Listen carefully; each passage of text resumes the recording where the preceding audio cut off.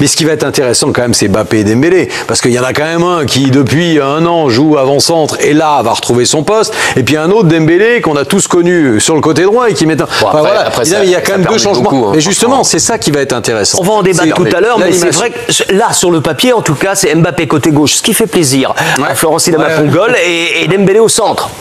Oui, moi perso, c'est une composition qui, sur le trio d'attaque en tout cas, qui me convient bien. Ça vous plaît? Ça me plaît bien. Alors on va en débattre tout à l'heure. Un petit mot avec Alexis Menuche, parce que vous habitez Munich depuis 28 ans maintenant, vous connaissez par cœur le football allemand. Est-ce que les Allemands aujourd'hui jettent un œil particulier sur ce que devient Ousmane Dembélé, qui est passé par le Borussia Dortmund? Ils le suivent, ils sont surpris de son évolution incroyable cette saison? Ils pensaient retrouver ils ne pensaient pas cette éclosion tardive, on va dire, ou soudaine, en tout cas au PSG, parce qu'il était quand même très maladroit face au but adverse pendant très longtemps. Il avait connu la meilleure période de sa carrière à Dortmund, en fait, avec la saison avec Thomas Tuchel en 2016-2017 et ce duo magique avec Pierre-Emerick Aubameyang, notamment à l'époque. Et ensuite, on a gardé l'image de Dembélé qui est très indiscipliné, qui fait la grève pour partir, pour forcer son départ au Barça, qui laisse son appartement dans un état catastrophique. Donc les Allemands sont surpris? Là, ils sont très surpris de voir que Dembélé atteint un niveau de classe mondiale. Est-ce que les Allemands s'intéressent au début de Kylian Mbappé au Real? Bien sûr. C'est très suivi parce que c'est un joueur quand même à part, un joueur hors du commun, et ils sont pas trop surpris par contre que lui réussisse au Real parce qu'il fait partie des 3-4 meilleurs au monde pour les fans allemands. Kylian Mbappé de retour en équipe de France à 6 mois après et qui était en conférence de presse lui aussi aujourd'hui avec une première question: avez-vous eu besoin de mettre les choses au clair avec le groupe en arrivant au château? Non, c'était plus la joie de retrouver le groupe, de retrouver la sélection, de retrouver le château. Je pense que la plupart des coéquipiers qui sont là, on se parle très souvent, on se parle quasiment tout le temps. Il y en a beaucoup avec qui je suis parti en vacances. Il y en a beaucoup que je côtoie souvent, avec qui je parle beaucoup. Donc c'était plus de se retrouver dans le contexte équipe de France qui manquait et qui faisait plaisir. Donc pas forcément donner des explications, parce que je pense que dans le groupe, l'explication elle était très claire. Comme j'ai dit, cette situation elle était peut-être floue pour les gens en dehors, mais en interne elle a toujours été très claire. À quel pourcentage de votre forme physique et de votre confiance vous situez-vous? Et par rapport à Ousmane, j'ai vu que vous aviez déclaré que vous n'étiez pas surpris de le voir avoir une telle efficacité, mais est-ce que ça rend encore plus excitant le fait d'évoluer ensemble demain en équipe de France? Le pourcentage, je sais pas, mais je pense qu'il est élevé. Je me sens bien. Voilà, je me sens bien. Je me sens heureux de jouer au football. Je me sens heureux d'être ici et de pouvoir aider l'équipe. Après, Ousmane, je sais pas si c'est objectif ou non. J'ai toujours été très excité à l'idée de jouer avec lui.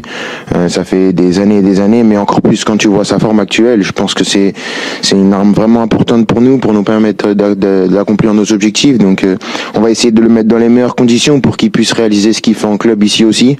Parce que si on a un Ousmane qui est aussi bon qu'au PSG, on va gagner des matchs. Est-ce que son émergence et ses performances sur une position plus axiale peuvent te permettre de retrouver le couloir gauche? Est-ce que cette perspective te plaît? Je pense que c'est une corde en plus à notre arc. Je pense que le fait que Ousmane puisse jouer dans cette position-là nous donne encore plus d'options. Je sais pas comment on va jouer demain, mais je pense que c'est sûr que quand on voit sa forme actuelle, ça nous donne encore plus d'options. Donc pour nous c'est top. On est encore plus imprévisible pour l'adversaire et ça va nous aider dans les matchs. Il faut juste bien se coordonner dans les déplacements, mais on se connaît par cœur, on connaît les qualités de l'un et de l'autre et on a envie de jouer ensemble, donc ça va être facile. Dans la période de tumulte que tu as vécu les derniers mois, quelle est la plus grande leçon toi que tu retiens en tant qu'homme et en tant que joueur? Et s'il y avait une chose que tu ferais différemment, ce serait quoi? La leçon que tu tires de tout ça, c'est que une carrière c'est pas linéaire et que tu peux être tout en haut ou aller en bas. Il faut toujours te recentrer sur ce qui est important pour toi, ce qui te rend heureux et te remettre toujours au travail, parce que c'est par le travail que tu vas percevoir le bout du tunnel. Et si je devais faire les choses autrement, j'aurais mieux joué. Ouais. C'est simple, mais ouais, je crois que c'est ça. Comment le sentez-vous d'abord? Il a le sourire? À la fin. À la fin, il a le sourire, mais il n'a pas beaucoup eu durant la conférence de presse. Non, pas beaucoup. Ouais. Et c'est vrai que j'espère que ce rassemblement va lui permettre de retrouver un peu le sourire, parce que évidemment, on l'a pas interrogé sur les tensions qui existent au Real Madrid, mais je pense que ça va pas être drôle au Real. On parle de tension avec Vinicius, et je pense qu'il doit y avoir une certaine tension. Donc, il faut vraiment, voilà, qu'il retrouve un peu de bonne humeur. Il va retrouver son pote Ousmane Dembélé. Il faut qu'il se retrouve. Alors justement, il en a parlé de son duo avec Dembélé, duo qui fait rêver vraiment sur le papier. Mais comment vont-ils jouer? C'est la question parce que désormais les deux jouent en neuf. Hein. Enfin, il y en a un qui joue en vrai neuf, c'est Mbappé au Real Madrid, et l'autre en faux neuf, c'est Dembélé au PSG. Comment ça va se passer? Un peu à droite quand même. Ils vont dézonner, ils vont permuter. Comment ça va se passer? Ouais, comment ça va se passer? Ça va être intéressant. Ça va être intéressant de voir. Après, je suis convaincu que Kylian à gauche et Ousmane dans l'axe, c'est certainement ce qui correspond le mieux pour être performant. C'est-à-dire deux joueurs qui aiment être dans ces zones. Je pense que Ousmane, pour le coup, tu disais très bien tout à l'heure, il a manqué en efficacité. Ousmane, c'est un joueur, effectivement, quand il part de 60 mètres, 70 mètres de son but, il perd en efficacité, ce qui est toute une logique pour beaucoup de joueurs. Et là, en ce moment, il perd plus grand-chose en efficacité. Non, mais pourquoi? Parce qu'il est plus proche du but adverse. Donc, il est bon dans les zones de jeu où il peut être décisif. Il y a moins d'efforts à faire avant. Il y a moins d'efforts à faire, il perd en lucidité, beaucoup plus de sérénité. Et quand on voit les images de Ousmane, que quand il était à Dortmund, ou même au Barça, ou même quand il était sur le côté droit au PSG, il part très très loin. Je sais que vous avez voulu, avec Antoine Larguet, palettiser justement le jeu de Dembélé, de Mbappé, de ce que vous avez envie de voir, c'est ça? Moi, ce que j'ai envie de voir, c'est effectivement quand on a l'occasion de voir Kylian dans l'axe, effectivement, on peut voir souvent, même quand il est axe, il aime chercher un peu côté. Et là, c'est Vinicius qui vient dézonner et qui vient lui offrir aussi cet espace où il va pouvoir s'exprimer. Kylian, c'est pas un joueur qui aime être dans la densité. Regardez, même encore sur cette action, il va aller s'excentrer là-bas sur le côté pour avoir cet espace, pour pouvoir enchaîner un dribble et aller très vite prendre de la vitesse. C'est là où il excelle, c'est là où il est bon.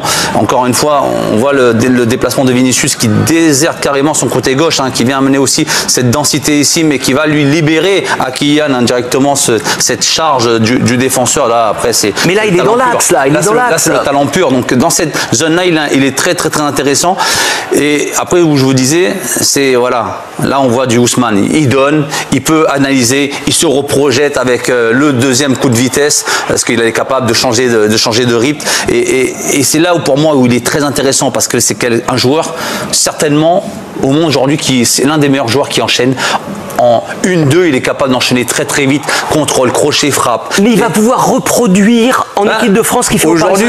Où ça va être plus compliqué, c'est qu'on sait que Didier, c'est pas quelqu'un qui va laisser autant de liberté comme Vinicius est capable de le faire à Kylian. C'est-à-dire, vous n'allez pas voir un Kylian Mbappé à un moment donné qui va déserter son côté gauche et qui va venir sur ce côté droit pour libérer peut-être cet espace à Ousmane. Là, Flo, on a 3 joueurs, si on rajoute Kolo Muani, qui sont capables de jouer sur les côtés ou axe. Donc, on pourrait tenter de dire qu'ils vont permuter, mais vous nous dites que Didier va les... Oui, parce que connaissant Didier, c'est un joueur déjà qui est très structuré défensivement, ce qui lui permet d'être déjà dans des zones, d'avoir des joueurs fixes dans des zones, permettre d'avoir ce contre-pressing ou ce contre-effort très très vite pour récupérer ce ballon. Donc c'est là où je pense qu'ils vont avoir un peu moins de liberté qu'avec un Luis Enrique ou un Ancelotti. Et qui va défendre pour eux? Dembélé défend maintenant. Ils vont faire l'effort. Ils vont défendre. Même Kylian. Moi, je trouve qu'en équipe de France, il n'y en a pas un qui est plus réticent à défendre. Alors, deuxième question. On le voit plus dans certains clubs. De temps en temps, mais il arrive plus à avoir ce qu'il veut, ce qu'il cherche en tout cas. Qui va les alimenter en ballon puisque Griezmann n'est plus là? Pour l'instant, comme il n'y a pas on peut revoir la compo probable parce que vous allez me dire qui va les alimenter en ballon. Pour moi, ce sera Rabiot qui aura ce poste très hybride. Pour moi, en tout cas. Je pense que ce sera vraiment Rabiot qui aura ce poste plus hybride. La clé, c'est la connexion, justement, entre Mbappé et Dembélé. Peut-être qu'il y aura énormément d'échanges entre les deux, on peut l'espérer. Puis après, à terme, c'est quoi? Ça peut être un Désiré Doué qui vient de rentrer, qui aurait ce profil, justement, peut-être de numéro 10. Il a joué à tous les postes, de toute façon. Donc peut-être qu'à terme, ça peut être lui. Au lycée, avait été testé aussi. Ça n'a pas été une grande réussite. Je pense avec ce schéma-là, je pense que c'est vraiment Ousmane qui va décrocher. Voilà. Qui va venir un peu se balader dans cette zone-là. Il va perdre un peu, effectivement, en profondeur et plus proche du but adverse. Ce qu'il fait au PSG mais derrière, parfois, mais derrière je tiens de le dire, vous avez un Kolo Muani et un Mbappé qui sont des joueurs qui aiment le but et qui, en ce moment, trouvent le chemin du but. Et Olysée, comme le dit David, pourrait être une solution ou pas? Je parle d'Olysée parce qu'à côté, il y a Alexis Menuche qui est là, je prêche qui est au Bayern toutes les semaines. Je prêche pour Olysée à la place de Kolo Muani. Après, c'est un choix. Un trio parisien, en fait, de la semaine dernière, qui se connaissent bien. Oui, ils se connaissent bien. Ça peut jouer, mais moi, que Olysée ne joue pas même les deux matchs, c'est bien parce que c'est important pour le Bayern qu'il soit ménagé. Parlez-nous de Olysée au Bayern, parce qu'il y en a eu des Français à passer au Bayern Munich. Combien se sont adapté aussi rapidement que Michael Olise? Il n'y en a qu'un, c'est Franck Ribéry qui est arrivé à 24 ans à Munich en 2007. Sauf que la légère différence ou nuance, c'est que Franck a joué à l'époque la Coupe de l'UEFA. Alors que Olise joue la Ligue des Champions direct. Et c'est la première campagne européenne pour lui, la C1. Et peut-être à part 1 ou 2 matchs, il a été très régulier, il a marqué beaucoup de buts, des passes décisives, Florent l'a vu à Munich aussi. Regardez les chiffres, c'est impressionnant parce que c'est le joueur le plus utilisé par Vincent Kompany, le coach du Bayern cette saison. 40 matchs, donc avec Kimmich c'est le plus utilisé, et 13 buts, 10 passes décisives, c'est le deuxième joueur le plus décisif, loin derrière Kane, certes, mais quand même. La dernière fois j'ai croisé Patrick Vieira, c'était dans un avion, il m'a dit je coach un joueur qui est exceptionnel. Il parlait de Michael Olise. Ouais. Il m'a dit ce joueur il est exceptionnel. Il peut vraiment faire ce qu'il vous. Il pourrait vraiment être certainement l'un des joueurs le plus référent sur le plan de l'attaque dans les prochaines années. Il fait l'unanimité au Bayern. Oui, mais rappelez-vous, il arrive en début de saison, il a quand même beaucoup de concurrence avec des joueurs installés depuis de longues années. Gnabry, Leroy Sané et Kingsley Coman. Or lui, au bout de 2 mois, il fait l'unanimité. Et aujourd'hui, ces 3 joueurs que je viens de citer sont relégués loin derrière lui. Et lui, il est titulaire indiscutable. Et les 3 autres se jouent la place d'allié gauche. Et c'est pas facile pour eux parce que lui, il éclate de toute sa lumière. Il exploite son potentiel, même si certains observateurs bavarois le verraient plus dans l'axe.